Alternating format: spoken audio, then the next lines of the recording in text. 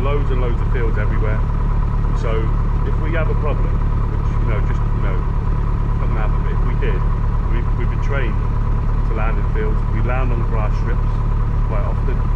So all the time we're travelling to where we're going, which is a 40-minute journey, we're looking for other airfields in case of emergency, and we're also looking at fields on the ground and sort of in our mind going, well, that'd be good, that'd be good.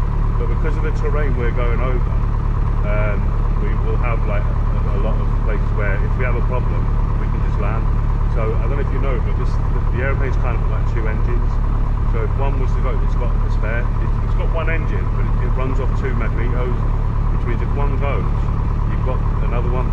But even if it was to go, we can set it to glide, and because we're going to be at about 3,000 feet, we've got time just to sort of manoeuvre. Planes don't just fall out of the sky, do you know what I mean? That doesn't happen. People think, oh yeah, they just fall, they don't. That doesn't happen.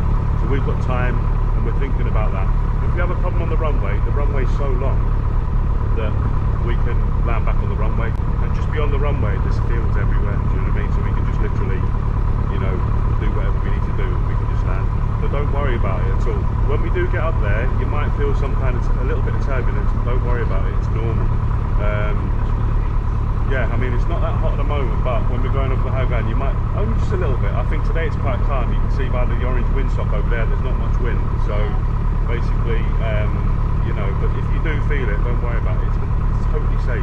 These engines, he'll tell you, they have to go and get checked every 50 hours. It's not like a car. Every 50 hours you fly this, you've got to go and get it checked. Do you know what I mean? So these engines are like meticulously looked after and checked, and we do our checks beforehand as well. And what we're going to do now, we're going to put the power up and check all the power